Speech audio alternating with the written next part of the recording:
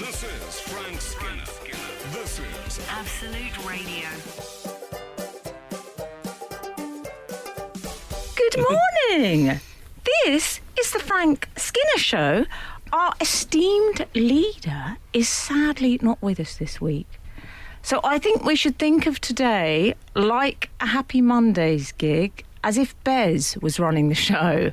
Do we all feel comfortable with that? Yeah, I'm enjoying your vibes. That's a great analogy. Well, you would say that, our man in Manchester. I have two very special friends joining me this week. Does that sound a bit Charlie Sheen and the Goddesses? I like that. Well, of course you do. Our fabulous man in the north. Whose phone was that? Wasn't mine. It was my iPad, I think. Your iPad. I love that you're so casual and unapologetic. I'd say, oh, sorry. You just I confidently can't said... get to not do it. You said, it was my iPad, I think. Anyway, Alun Cockrell is here. I might play a jingle for you, Cockrell. Morning. In the midst of Cockrell. See what you think. I don't know if I should laugh at our own jingles, but that is absolutely brilliant. And our man from the coastal resort of Bournemouth, the marvellous Gareth Richards.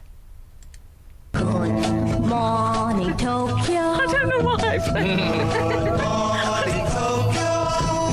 Happy to be seeing you.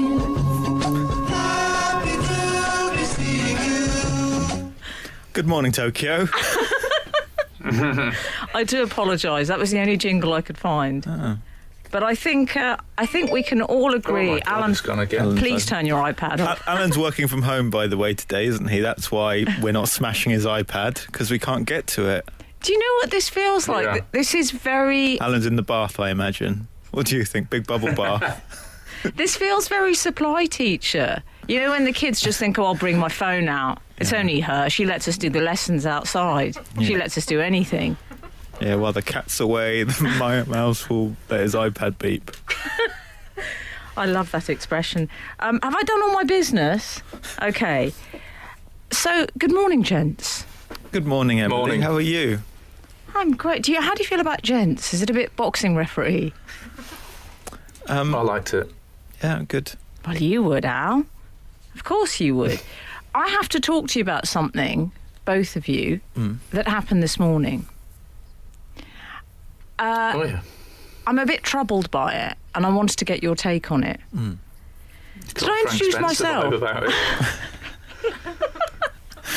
I'm a little bit troubled, and I want to get your take on it.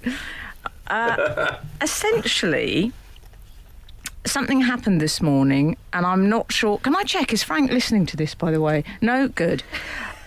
I took my dog out for what I'll call his early morning comfort break. Are you with me? Yeah. I have a command phrase for that. Would you like to know what it is? Yes. If it's broadcastable, yeah. Well, we'll soon find out. What if it works on us, though, Al?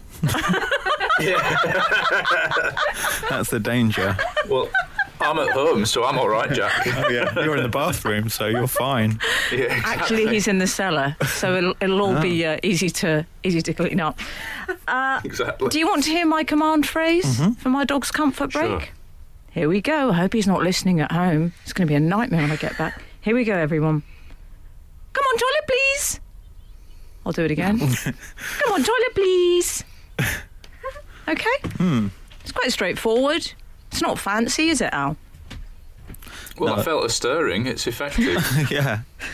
Anyway, he was taking his time, coming on toilet, please. So I got slightly impatient with him. And I swear I found myself saying, as he was doing it, and possibly I was thinking of the show, I don't know what was going on, but I honestly found myself saying, come on, Frank. Oh, no. Freudian slip. You're used to when you're trying to make Frank go on the show. I mean, I sort of think mistaking your dog for a dear friend and boss is strange enough, but doing it during such a deeply private moment Yeah. What I'm saying, is it worrying that Yes. I called my dog Frank? Frank Skinner on Absolute Radio. I'm here with the boys, Gareth Richards and Alun Cochrane.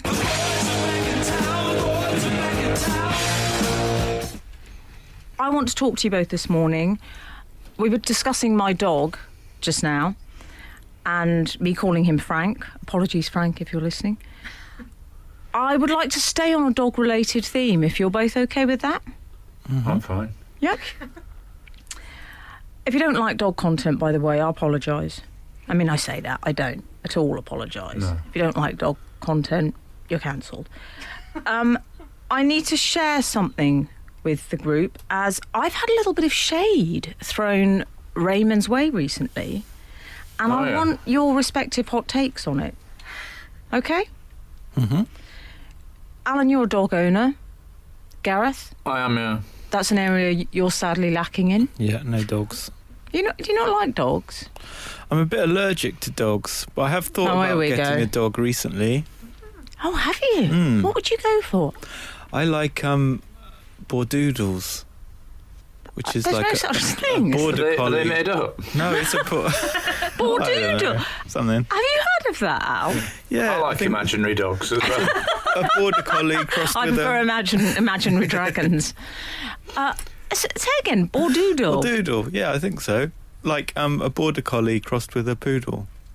Is a Bordoodle a thing? 8, 12, 15. So they're black and white, you know, like sheepdogs but fluffier. Is this right? Well, I never did believe that. Al, are you surprised by this? I am, yeah. You don't sound also- surprised. You sound bored. I'm trying desperately not to do a joke about having a black and white dog being cheaper for a licence. It's a cheaper dog licence. Do you remember? No, that would have been good. Have a go. I don't think people pay less for a black and white TV licence anymore. But it's so behind the curve. No, there's no such You know, thing. we have to remember some young people might be listening In case to you've this. got a black and white laptop for iPlayer. Exactly. Yeah. It's always nice when you're about to try out some material when a colleague says, "Go on, have a go." Yeah. No, I'm fine with that. Anyway, That was the bit I was fine with. well, you get on with Googling your bored doodles, and I will. I'll address both of you, but you know, I want Alan's take on this because I interviewed the comedian Jeff Norcott this week, who's charming. In fact, I'm going to go so far as to say adorable. But when I Oh, held Raymond up on the Zooms for him to have a Oh, yeah. look, and I waited for the customary, your dog is amazing. Uh-huh. Because I'm quite spoilt having such an extraordinarily handsome and cute dog. It must be what it's like being a supermodel. If someone doesn't say, wow, every time you walk down the stairs, it must be a horrible feeling. So I held him up on the Zooms, paused. Do you know what he said? Jeff said, he looks a bit evil. Evil. Wow. He went evil. Evil. Not a bit naughty, a bit mischievous. Bit naughty, like a West Ham fan or something. Bit naughty. He said Raymond looked evil.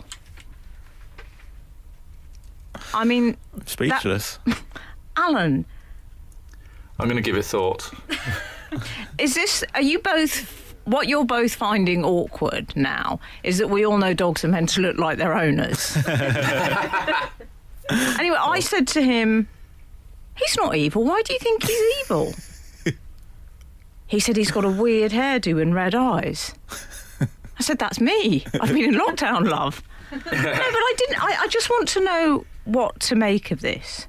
Because I want to know if what sort of comments... I mean, how would you feel if someone said your dog looked evil? I think when someone introduces you to their dog or their baby, evil is a word you avoid. Just for courtesy, I think.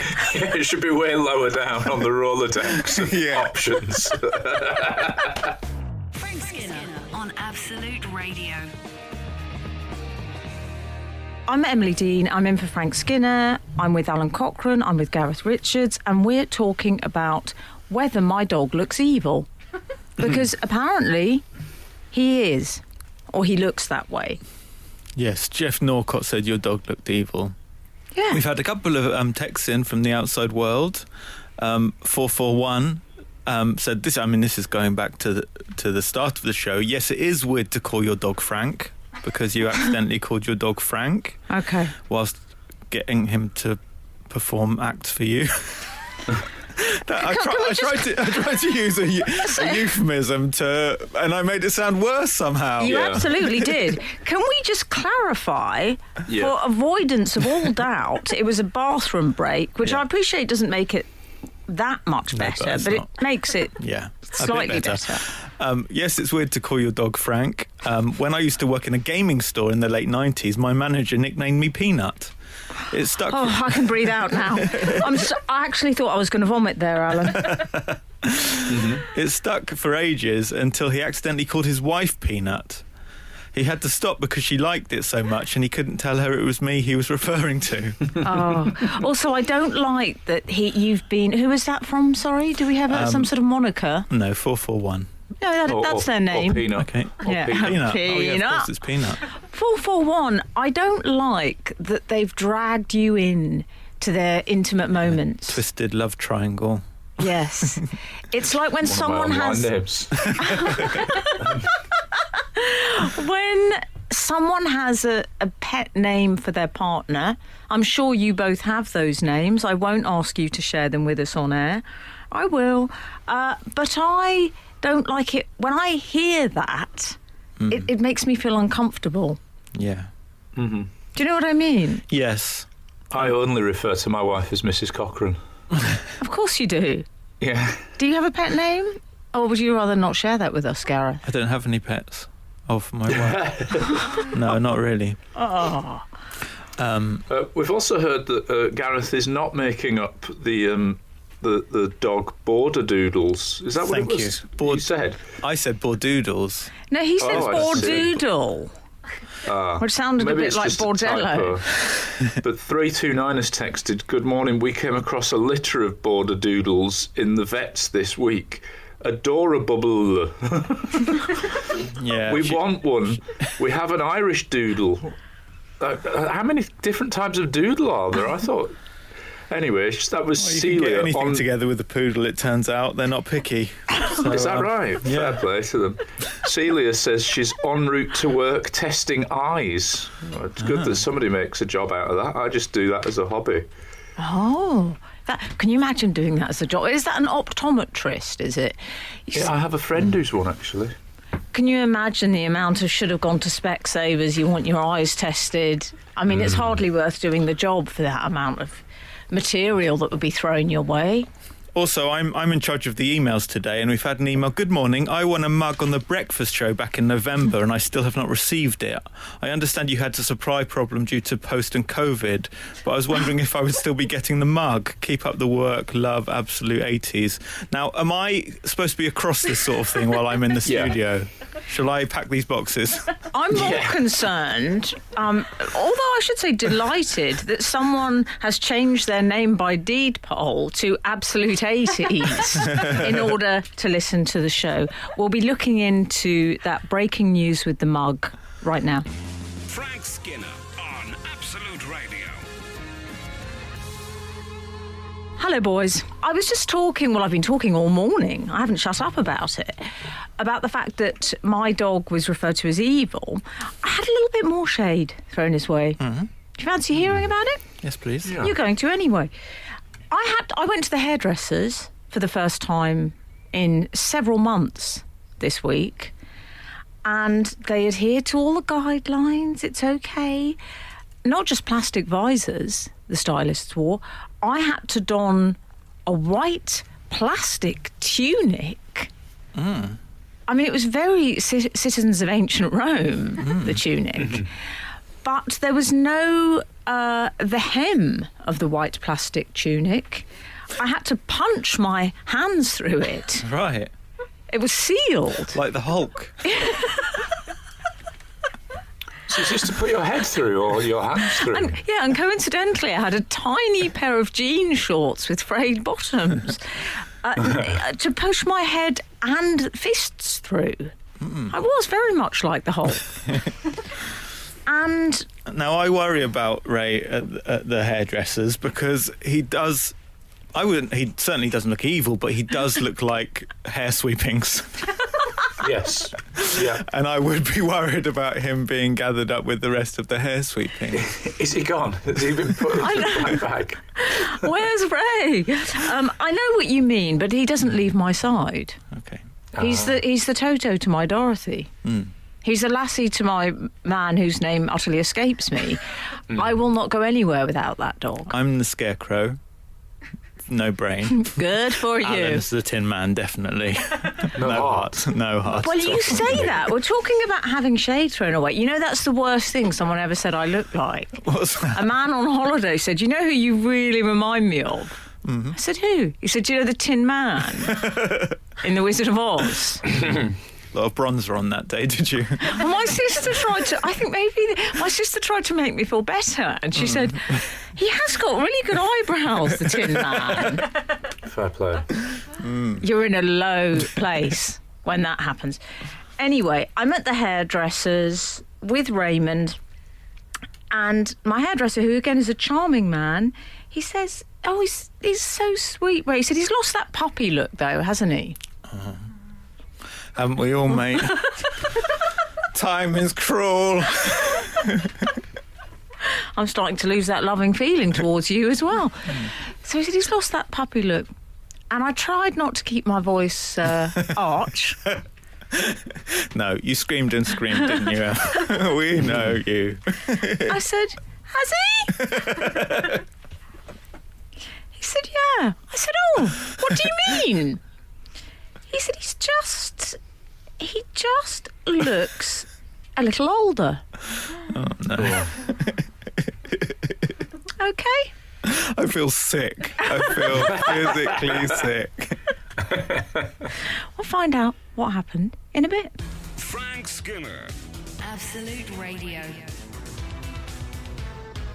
We're talking this morning about all sorts, but we've been specifically focusing on shade being thrown my dog's way. I should say, at the hairdressers, after my hairdresser said that Ray looked older, I decided to forgive him. That's merciful of you. Well, he had bleach in his hands at the time. I'm no fool. And I wanted to get my highlights, tint and balayage sorted. Yeah. So short term, forgive him. Later on, mention it on the radio. Yeah. That could be my autobiography title. I like that neither of you picked up on balayage and both pretended that you understood what it meant. No, I don't know what a balayage is. It's not a balayage. I need to get my balayage sorted out, actually. Shall I tell you? Hmm? No, I haven't got the time. Okay.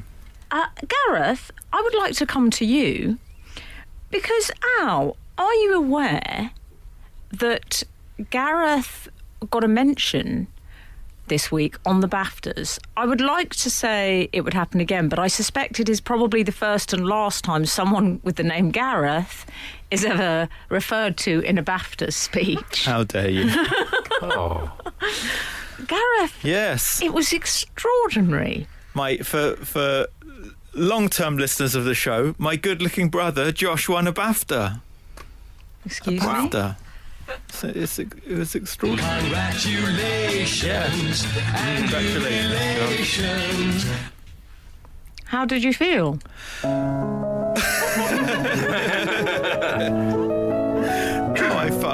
We're extremely proud. Some people have to struggle through life with devastating good looks, and they never know what life is going to throw at them next. Turns out awards. Massive awards. We should say it was for best cinematography, so a proper one as well. That's right. So the film Nomadland, which is winning, doing really well, it was directed by his girlfriend, Chloe Zhao, and they make movies together. Wow. They make sort of drama documentaries where they go into a community and they mix professional actors with real people. And the latest one is that they could should make one about It's very exciting. radio show. And so and what I liked, Al, I was watching this, as you can imagine, I was somewhat gripped when they said the winner is Joshua James Richards. He's even got 3. I hope Gareth can't hear this. He's even got 3 names. He's got 3 better names than me. I've got Richards, but yes, Joshua James. And he went on to thank you, though, which I found very touching. That's nice. No, it was lovely. And it was inclusive for Gareth everywhere. He kind of said that he's learnt that home is something about, as a Morrissey quote, home is in your heart or something. Is it where the heart is? I don't know, it wasn't that one. Phrase. But something about home. And then he said, and my family, mentioned my mum and dad, John and Mary, and then Gareth and Joel, and he said that we are his home. Isn't that lovely? Nice. So hopefully he'll start returning our calls. And listen, I just want to say, I think you're both handsome. Oh, thank you for the tone in which you said that. Do you know what? Many would disagree, but I think you're handsome well. I think you should get a BAFTA as... I think you should get a BAFTA as best brother of a cinematographer, Gareth. That's what I think. Thank you, Alan. That means a lot. And look, some people, it depends what you're into. Some people are after BAFTA-winning cinematographers who look like Calvin Klein models. That's fine. Yeah. Okay? Yeah, and some people know they're not going to achieve that and they can settle for someone who looks like me. This is Frank Skinner. This is Absolute Radio. This is Emily Dean. I'm in for Frank Skinner. I'm with Gareth Richards. I'm also with our man in the north, Alun Cochrane. Gareth, have we heard from any of our loyal or disloyal readers? Yes, the Twitter line is ablaze. We've had lots of tweets in. The question, what's the worst thing anyone's ever said about your dog? Is the question. Well, we know what mine is. Billy Bob Shorten. Is your dog a pure breed beagle? Yes. No, I don't think it is. Somebody. Wow. Kind of, Death Eater, dog Death Eater, obsessed with pure blood of dogs. Kate Quirst. Someone said to her, Kirst. I don't know what her name is. Kirst Quirst. It's just a dog. It's just a dog. And she says, I can't properly describe the facial expression this was said with, but it was pretty much friendship ending. It's just a dog. Oh, someone said to her, it's just a dog. Yeah, the worst thing that anyone had ever said about her dog. It's just a dog. Oh, dear. Yeah, that's pretty bad. I don't like that. Well, I've seen one here. What's this one? Josh Jeffrey. I thought sausage dogs were thinner than that. Don't fat shame a sausage dog. You'll never get that with Lucky. Well, actually, I get the opposite of that. When we first got Lucky, my dog is a... No, my dog is a... First got Lucky, don't tell that story, Alan. That was an unintended joke there, by the way. I love that Alan has a dog called Lucky because he does get to say regularly, when I first got Lucky. And I get to say, when did you get lucky? Normally when Mrs. Cockrell is standing there. Possible joke there. I completely forgot that.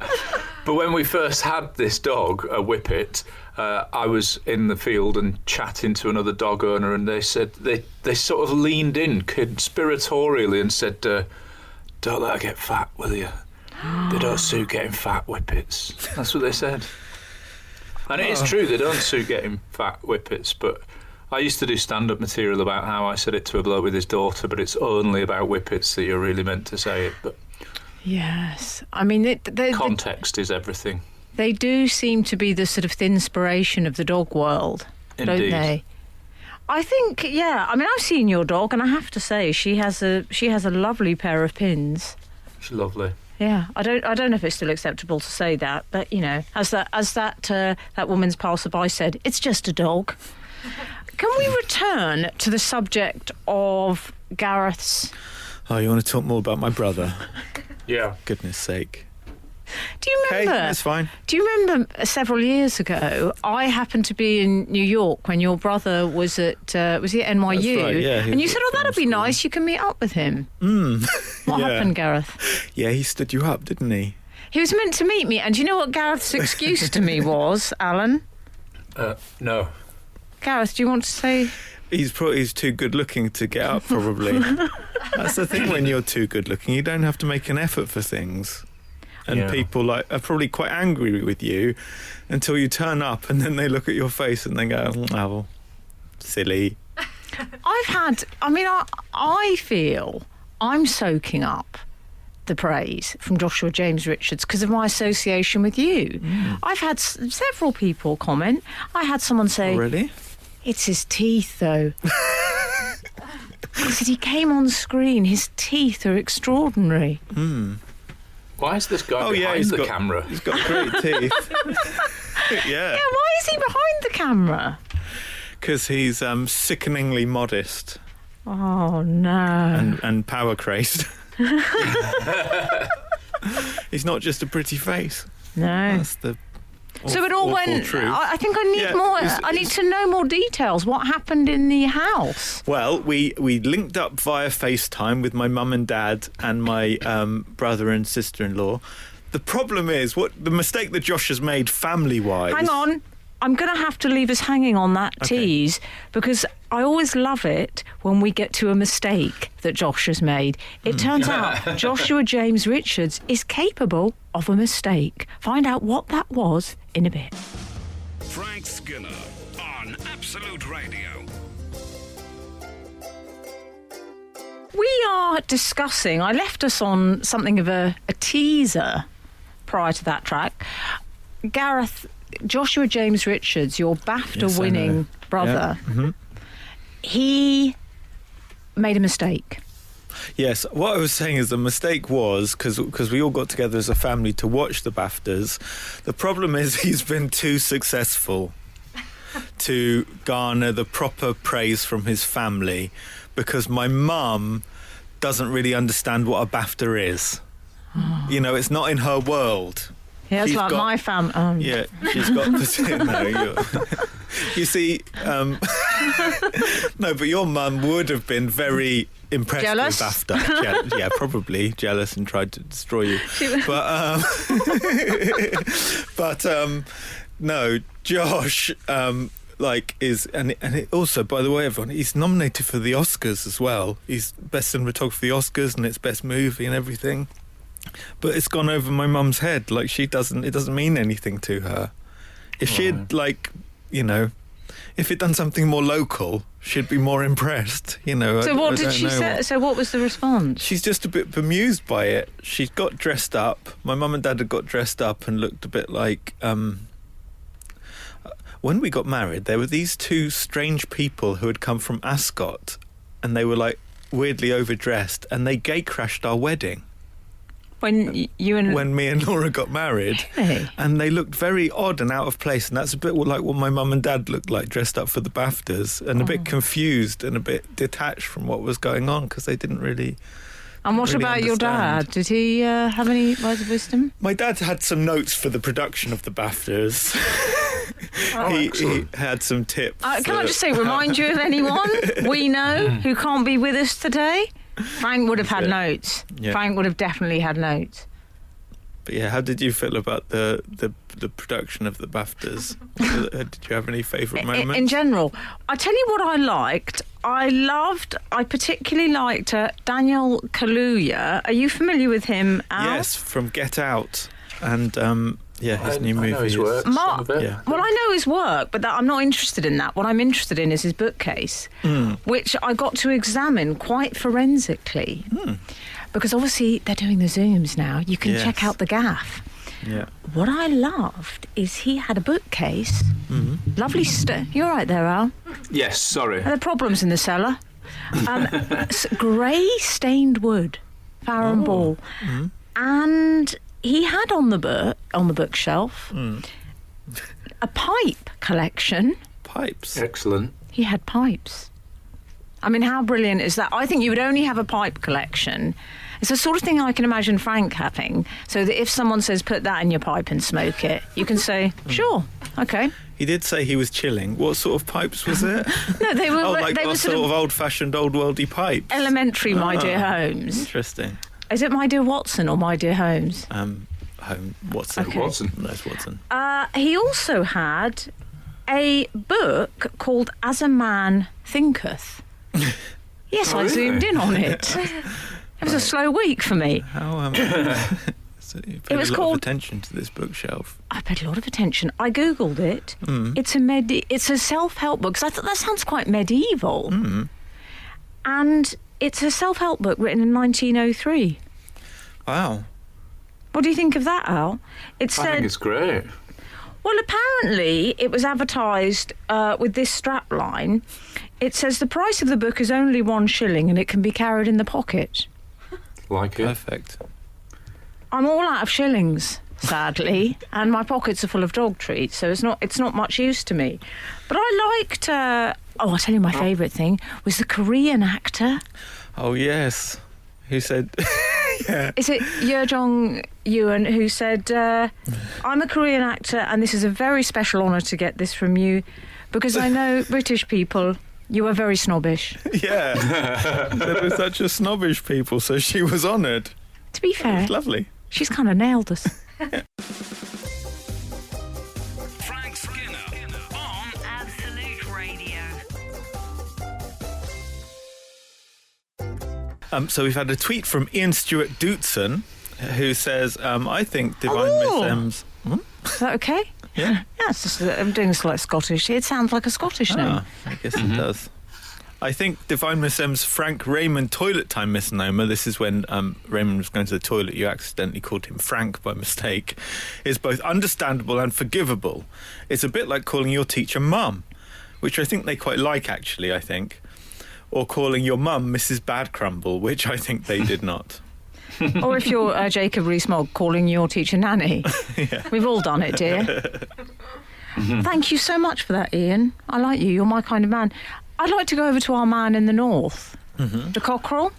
Well, I'd like to bring up a news story that has caught my eye, if I may use some radio lingo there. It's called the cockerel's eye.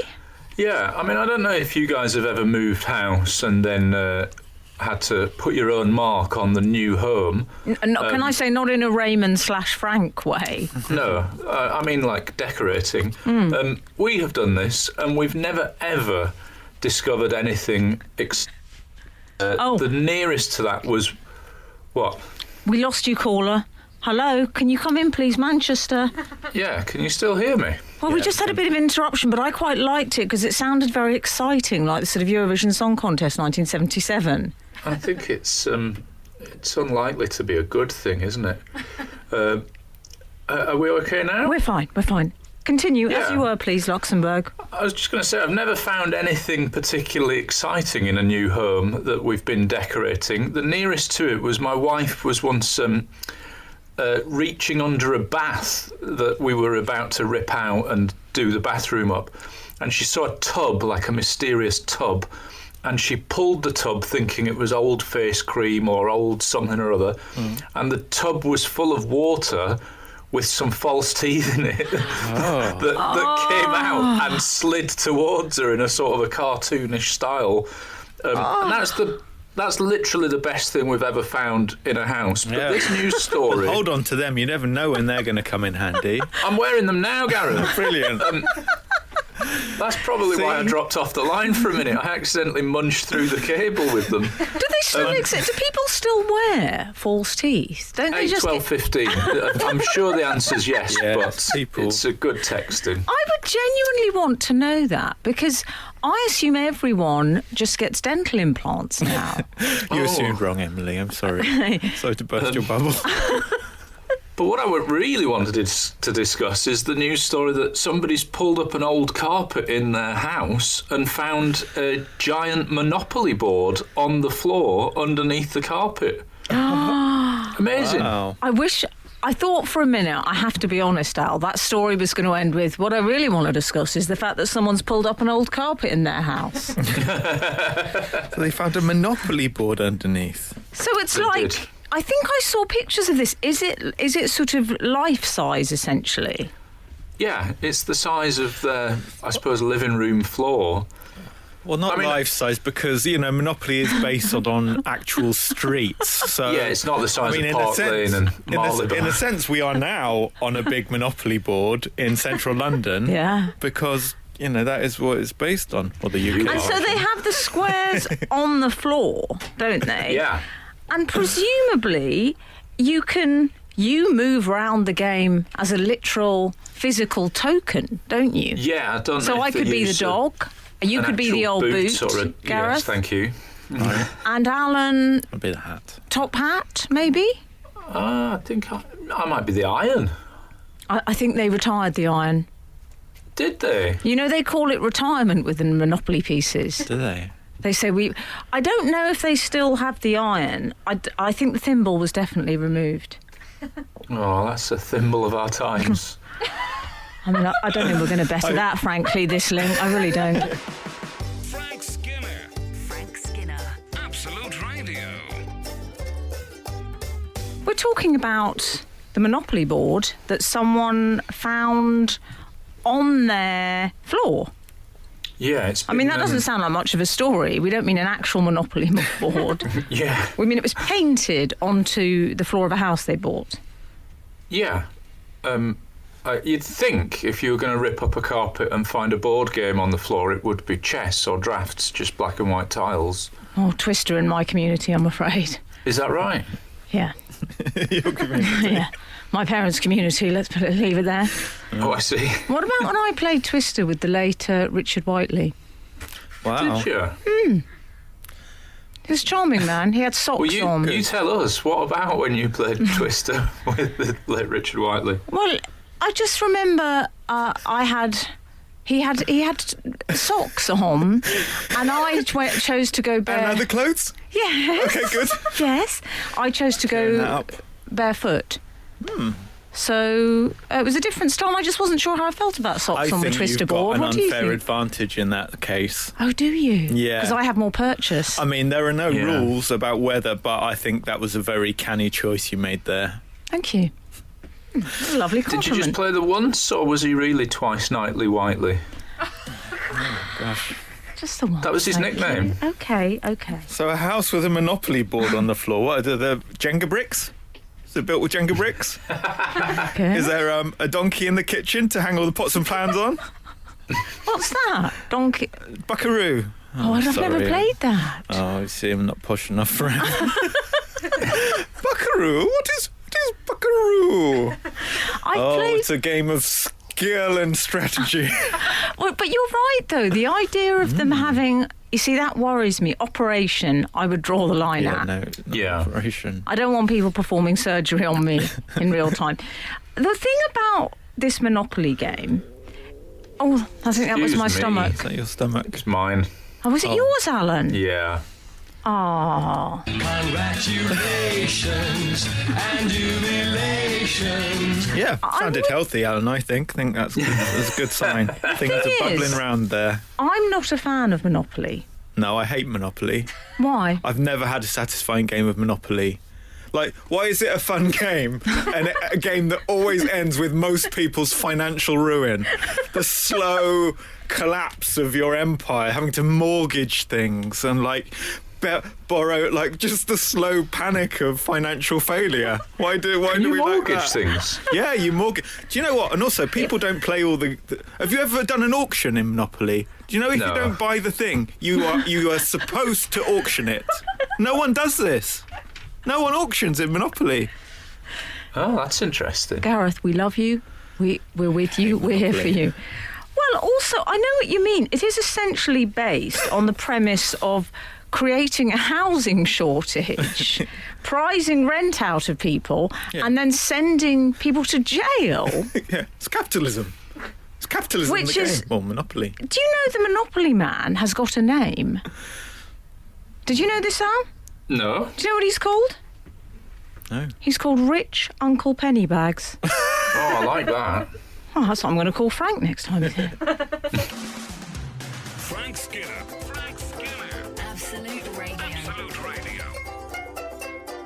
We're discussing the Monopoly board, aren't we? Yes, a Monopoly board was found under the carpet and when someone bought a new house.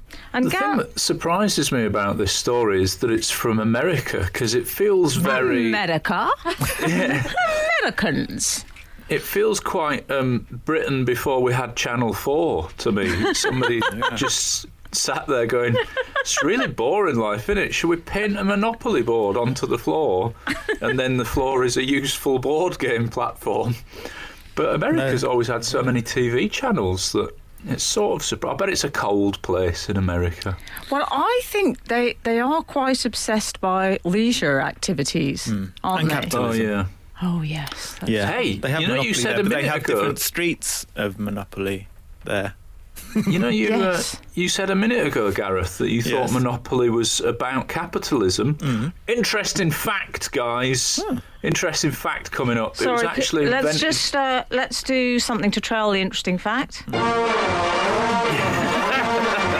Interesting fact. That might be better after it. Interesting fact. It was actually invented by a woman who wanted to critique capitalism and originally it had two sets of rules. One that was about like trying to raise everybody that was playing the game up in terms of material wealth, and the other one was the ones that we now know as Monopoly. That's so and brilliant. the idea got nicked off her.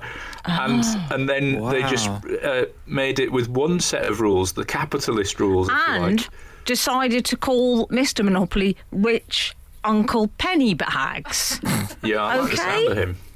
That's I so tell you- interesting. So that explains why Monopoly does descend into just a crushing bore at the end, because it's about the meaninglessness of everything. It seems like the things with Monopoly, it seems like such a good idea before you're playing Monopoly. The idea at the start of Monopoly, you feel so full of hope. And then throughout the game, it's just such an old, like, so pointless and meaningless, all of it. I like it when links have an existential gloom. It's what I'm here for, guys. It's what I'm here I for. mean, that's how I feel the rest of the week, but I suppress it for this radio show. But you brought it in. you. I'm loving the existentialism this morning. Existentialism on Absolute Radio. Can I tell you, I always had an issue as well with the man in jail. I mean, specifically the Monopoly man in jail. Yeah. I believe he's called Jake the Jailbird. How do you know everyone's names? I'm quite obsessed by Monopoly because he always reminded Jake the me Jailbird. of that's. Is he related to Rich Uncle Pennybags? Well, I don't know, but I always think he Is that looked. what you used to call Richard Whiteley? Do you remember? He was clutching onto the bars. Yes. He was a bit Edvard Munch's The Scream. Yeah. He was quite a disturbing character. Do you remember Jake the I do. Jailbird, Alan? Yes. You sound that in a slightly defensive way, as if you knew him personally. I just feel like he deserves a second chance. It's true. Is incarceration really the answer? All Often not. I can say, having seen Jake the Jailbird, is I felt he came across as though he was in there for crimes somewhat more serious than not paying rent. Should we just leave it there? Frank Skinner on Absolute Radio. This is the Frank Skinner Show on Absolute Radio. Sadly, Frank is not with us today. We miss him and we love him and we look forward to seeing him soon. And Frank will be back, right? There was a listener earlier who was concerned that the creeks had risen. Oh, Don't no, worry about that. No, the no. creeks haven't risen. It's The fine. creeks are all in one place. I mean, they've been bubbling near the top recently, haven't they? But not yet. Have we had any outside world? We've had. Actually, Go on, Alan. As an outside Oh, I should world say I'm with missive, Alan Cochrane and I was going to say Frank Skinner. Yeah. I'm with Alan Cochrane and Gareth Richards. Yes, and a Alan lot- is in the outside world, isn't he? You're coming down the line from the sunny north. I'm in my Manchester cellar. He's the angel of the north. It's been converted. It's not as rugged as it might sound. I'd like to thank Ben Harrington while I get the chance, because I recently discussed on this show that I didn't know how to alter my Zoom backdrop. You know, some very tech-savvy comedians have backdrops when they're doing Zoom shows. So they might have like a brick wall or a New York skyline or something. And I have nothing. Depending on their ego. Yeah, exactly. I don't like the New York skyline. No, but Ben Harrington has sent me some glittery curtains saying these are all the backdrop you'll ever need. Oh, really? Like physical glittery curtains? Physical ones. He obviously Really? realises that I'm so rubbish at tech that he better send me actual 3D. He does realise you're not presenting RuPaul's Drag Race. I think Not so. yet.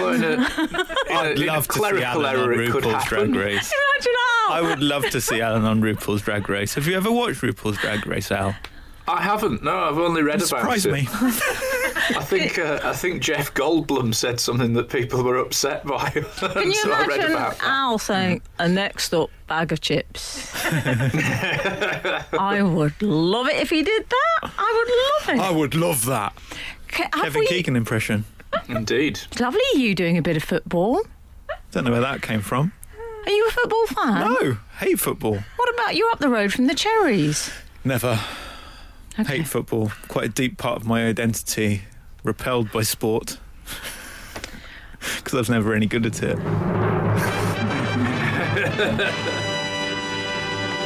I would like to see the alternative Monopoly version of sport, where there's an alternative version where we all try and help each other. He's getting upset about Monopoly again. And we try and help each team score an equal number of goals.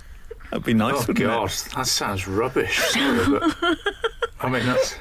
Well, just give some other people a chance, is all I'm saying. Did we get any more outside world? Oh, yeah. I was going to share this text, 158. Yes, we did. As you're talking about going back into a hair salon, my partner works in one, and a woman came in on Tuesday, actually in labour.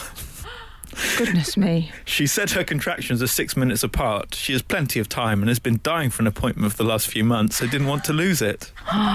Respect. Ton in Solihull. Do you know, I really admire respect that woman. Yeah. I She's would. got I admire priority that straight. commitment to... You don't want to give birth with bad hair.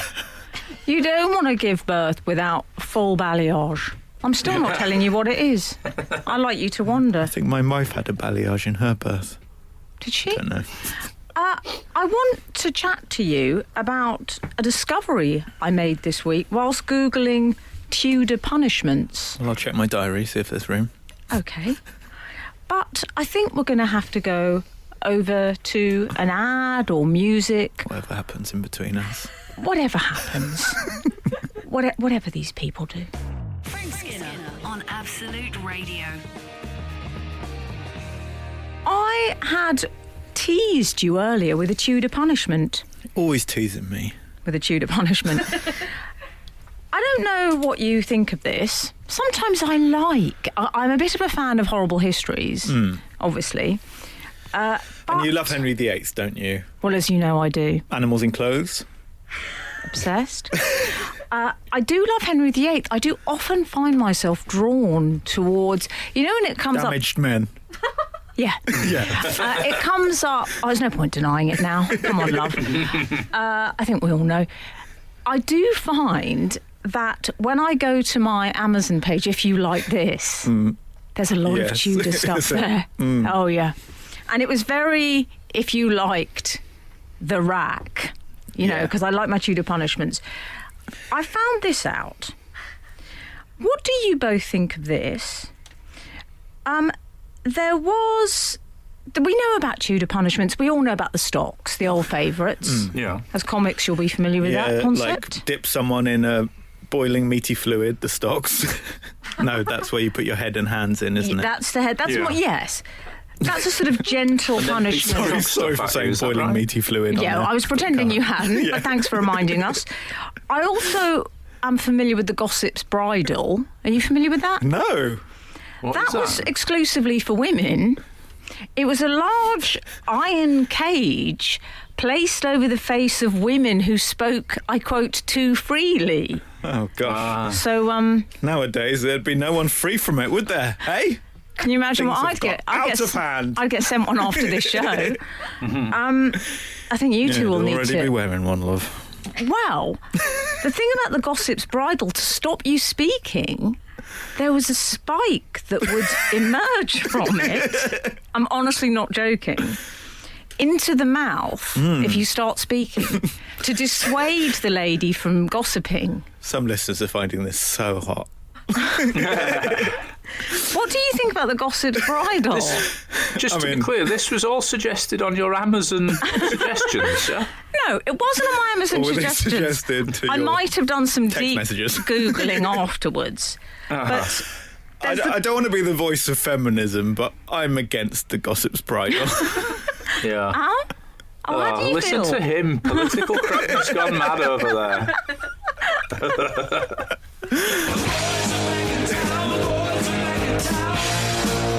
But there was balance because, as well as the Gossip's Bridle, which was a cage over let me remind you, placed over a woman's mouth who had spoken too freely, with a spike that emerged every time she opened it to speak. Oh, someone's just walked in with the Absolute Gossip's Bridle for you, Em. Oh, they have got one. They've got one in for you. That's from the Absolute Tudor station. They're letting me borrow that. There was also the drunkard's cloak. Ah. Are you familiar with this, Al? No, it sounds like a Harry Potter thing gone mad. It was a punishment for being seen inebriated in public areas.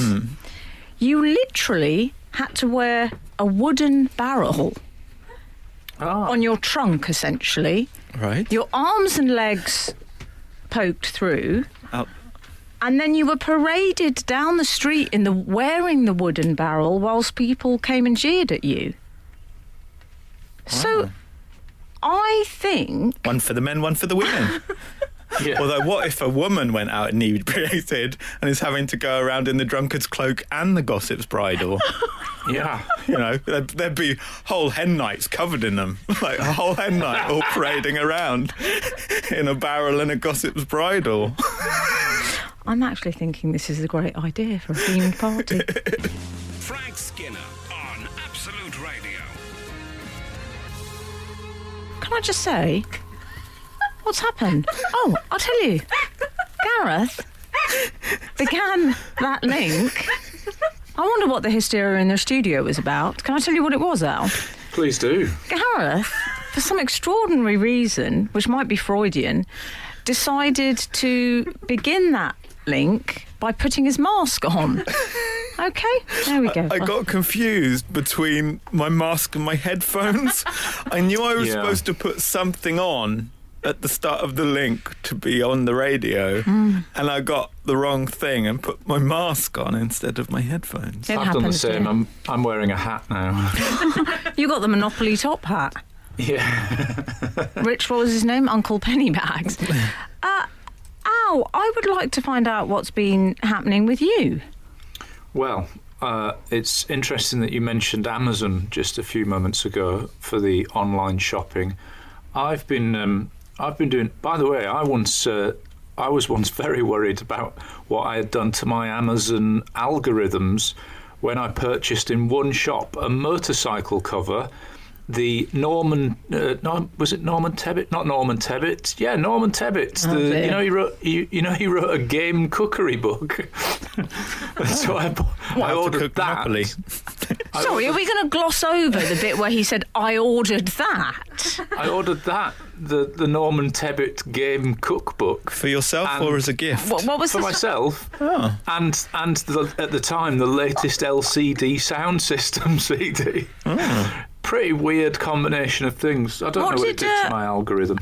What did Norman Tebbit, did he have any suggestions for pheasant? Yeah, it was full of stuff like that. That's exactly what it was. It's quite a niche market. I mean, I am saying this as a woman who's just been reading up on Tudor gossip bridles. Indeed. So, what else has been happening, Shay Cockerell? I've been using a popular auction website. I'm fairly sure you'll know what I mean. I'm a big fan of But we the don't want to be auction part of accused it. of, you know.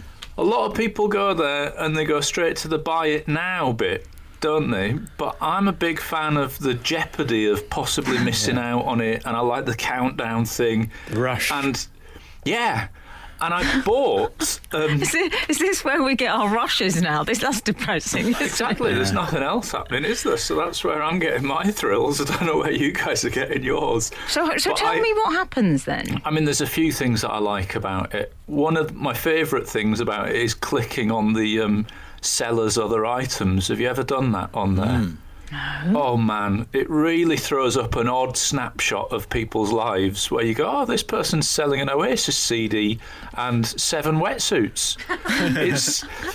There's something weird about it because you're only seeing a little slice of what people used to be into.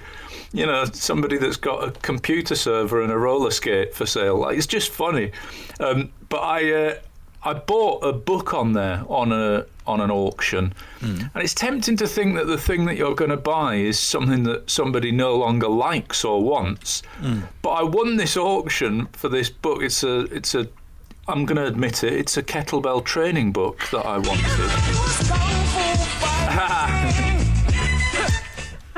And quite an unusual one, but I thought, oh, this person probably doesn't know that this book is any good, and they're just selling it. You know, like sometimes booksellers, they're just selling books. They don't really know what the book is. And then when I won the auction, the person I like that he sent said me... won in a very triumphant, self-congratulatory way. When I won the auction. I genuinely punched the air when I won the auction. And this person sent me a message saying, well done on winning the book. It's really great. His books are really good, and this is one of the best of his books. And I thought, oh, this is brilliant. This is real positivity that I need in my life, because I don't bring that. But no. And I was really tempted to reply saying, thanks very much for your positivity. Do you want to be friends? That would have been nice, Al. Did you do that? I didn't know, because I looked at where it was, and I think it was like Cambridge or something, and I thought it's too far. I'm not at the right age for pen pal friendship. Wow. So do you have boundaries over? Do you have geography boundaries with friendship? How far? For pen pals. Yeah. You'd think that would be the one area of life that there wouldn't be a geography boundary. But would you say? Oh, well, that's nice. So you liked the sensation of the big win. Yeah, and I liked the positivity, and it did make me wonder, like, could I become friends with somebody on eBay? Frank Skinner. Absolute Radio. I want to talk to you both, boys, about the JC. Because Gemma Collins? Yes. We haven't addressed the JC for a while on this show, and I'm a huge fan of hers. I should say she actually wants to hang up the moniker of the GC. Did you realise this? I did not know that. No. Do you know who the GC is, Gareth? Yes. Okay, we're all friends here. Even if some of us do live... Someone pretended to be her on The Circle. I only really know about The Circle. Okay. Yes, Gemma Collins from... It was The Only Way is Essex. That's right, Al, isn't it? Towie. She said recently of being the GC, she said, being the GC was fun, but it's a bit like with J-Lo. She didn't want to be called J-Lo anymore, and that's like the GC. Did she not? No. Is J-Lo not J-Lo anymore? No. Oh. It's staggeringly similar. But she likes to stir it up, doesn't she? I think she does it somewhat intentionally. Yeah. I think that's... She's a provocateur. Yeah.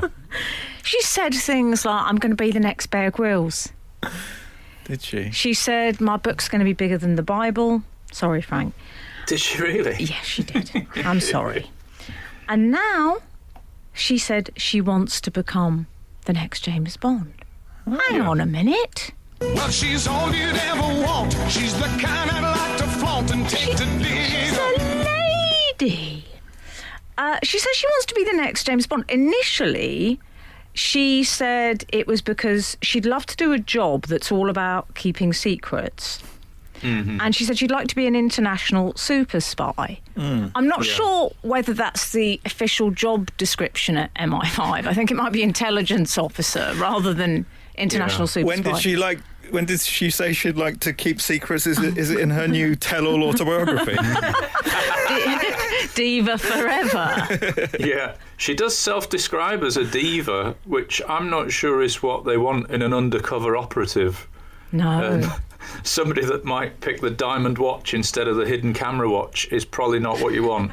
And she also said, I've got a licence to thrill, baby. I think she's getting her catchphrases confused with Licence Kojak. to kill, Gemma. Yeah. She's changed the catchphrase. She said that she thinks it would be good if it was a woman. She thinks it would be good because she's plus size, she's Essex. And then she's changing the name. There's a bit in it where she says Gem Bond. I think it's too many changes all at one time. I think they should do them incrementally, one at a time. You say that, Al, but you know what? I suspect she's equally as fussy over the drink orders. Okay? Oh, yeah. And also, I'd reckon her chances in a fight. I think she can handle herself. Yeah. Don't you? It's true, and they wouldn't be expecting it, would they? No. It's a good cover. You could put a twist on it. Yeah. Gemma Collins. You know, I appreciate this is an area that's been covered before. The sort of the idea that James Bond is a terrible person, and I know actually Victoria Corin Mitchell did something on Room 101. She pointed out, which I really liked, that James Bond is a bad spy because he has a Union Jack parachute. Yeah. Which is a very valid point. Appears somewhat partisan. Yes. My objection to him, though, is the puns. Is it? That's the deal breaker. They phased out the puns, though, with Daniel Craig, didn't they? Oh, No, I don't he's- know about that. Daniel did they Craig's not? got good puns. Has he? Pecs, you're It's all the thinking time of. at the gym. Puns. OK. I do not want 2 tickets to the pun show. Thank you very much. No, I just think if you were introducing James Bond, let's say you were setting him up with someone. Yeah. So honestly, this guy, I mean, how can I describe him? He gets into fights a lot and he uses puns. Would you date that killed person? many people and slept with more.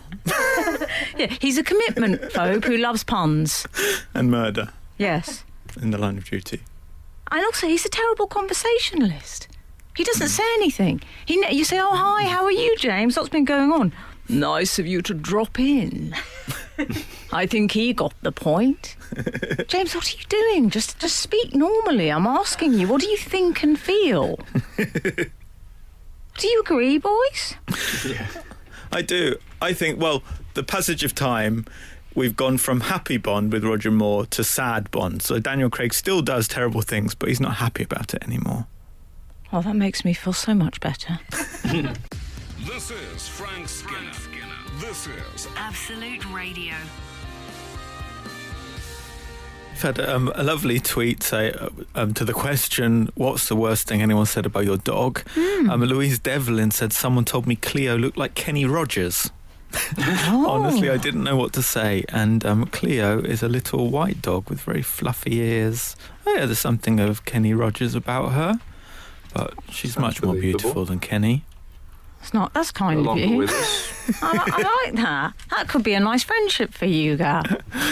Yes, and Julie Williams on Twitter has said, so we were talking about the GC. Get the GC on the show. She is mint. Do it. Smiley face. Do you know what she'd like, the GC? If we made I'm a not sure cup the of- GC would come on. She wouldn't even get a tenner for turning up, I think. No, well, I did see her do a show where she had to, and the premise was if you lost, you had to end up buying dinner for everyone. And as she threw her credit card into the bowl, she said, "What is it, a grand? Won't even touch the sides." And she also does say, I think she was on Celebrity Big Brother when she said, "Do you know what? If someone offers to make you a cup of tea, that's like giving you £1,000. So there is quite an obsession with the 1K with the GC. Are you a fan of the GC as Al? I like her honesty. I like the fact that she says whilst pitching to be the next James Bond that she quite likes the films. Yeah. not even that she loves the films, but just I quite like them because I that's how I feel about the James Bond films. I quite like them, but I'm not making a public pitch to be the next Bond. but she is, and I think it's funny that she wants to dramatically change the franchise while only quite liking them. Nice of you to drop in, Al. Yeah, I put James Bond films in the same category as Monopoly, like something you feel pressured to do with your family at Christmas, but it's never as good as you think it's going to be. Oh, do you think so? It's always disappointing once you're in it. Well, This I is liked it. I mean, wow. I was a Roger fan. Moving on. Roger Moore. I was always... It's no better. I was always a Roger Moore fan. I did. He seemed fun.